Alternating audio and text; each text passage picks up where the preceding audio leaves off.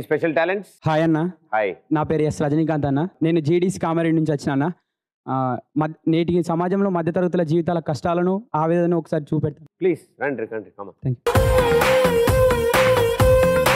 అవును సార్, అసలు తప్పులు వాటికంటే పెద్ద తప్పులు చేశాను సార్. నేను మధ్యతరగతిగా పుట్టడం తప్పు, పెళ్లి చేసుకొని ఇంకా పెద్ద తప్పు చేశాను. అధిక సంతానం కానీ క్షమించడం తప్పు చేశాను సార్. నన్ను కనీ పెంచిన తండ్రికి కంటి ఆపరేషన్ చేయించలేక అని చేసి దస్తాలు మీద సంతకం చేసి నా ఇల్లు నమ్మేసి కొడుకుగా తప్పు చేశాను సార్. ఉన్నగానొక్క కొడుకని నన్ను నా కుటుంబాన్ని ఉద్ధరిస్తానని ఆశతో, వాడికి వచ్చిన కట్నం పైసలతో మిగిలిన ఆడపిల్లల పెళ్లిళ్ళు చేయొచ్చని ఆశతో వాడికి ఒక్కడికే పెద్ద పెద్ద చదువులు చదివించి ఆడపిల్లలకు అన్యాయం చేసి తండ్రిగా తప్పు చేశాను. తక్కువ కట్నం అడిగాడని ఆడు ఎటువంటి వాడో తెలుసుకోకుండా ఆడికిచ్చి పెళ్లి చేసి చివరికి నా కూతురు తాళి పట్టు నా చేతులతో తెంపేసి మరింత తప్పు చేశాను సార్. నా చిన్న కూతురు సార్, నా చిన్న కూతురు ఫస్ట్ క్లాస్ లో స్కూల్ ఫస్ట్ మార్కులు తెచ్చుకుంది సార్. చదువుకుంటా అన్నా నిన్నో రారు అడిగితే ఎక్కువ చదువుకుంటే నీకనే ఎక్కువ చదువుకున్న భర్తను తేవాల్సి వస్తుందని బద్దమ్మా అన్నట్టు నా చేతులతో ఆపేసాయి. తండ్రిగా తప్పు చేశాను సార్. అన్నగా తండ్రిగా కొడుకాయి సార్. అన్నగా కూడా తప్పు చేశాను సార్. చెల్లెలు తప్పు చేస్తుంటే తప్పమ్మా అని చెప్పి ఆపకుండా తప్పు చేశాను సార్. నేనే కాదు సార్, మా మధ్యలో పుట్టిన ప్రతి ఒక్కరిమే తప్పు చేస్తున్నారు సార్.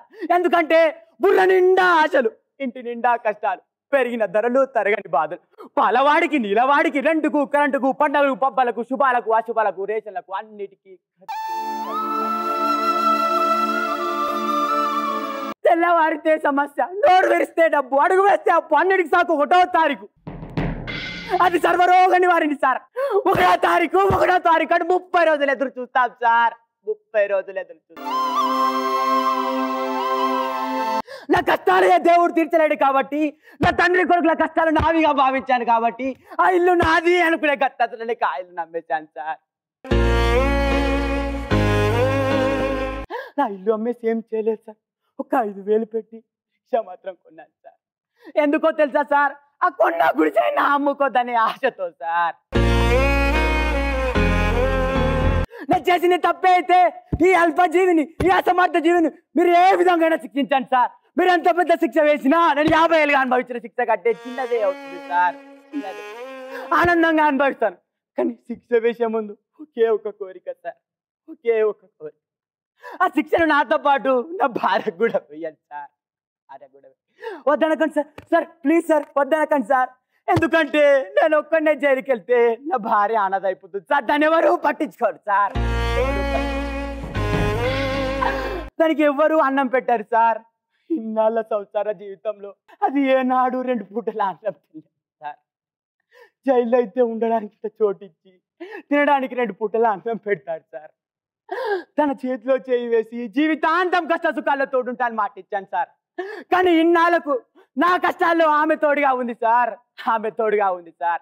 ఇప్పుడు నాకు నా భార్యతో సుఖం అనుభవించే అవకాశం దొరికింది సార్. మమ్మల్ని శిక్షించండి సార్, మమ్మల్ని శిక్షించండి సార్. మా మధ్యతరగతి కష్టాల నుంచి కాపాడండి సార్, కాపాడండి, కాపాడండి సార్.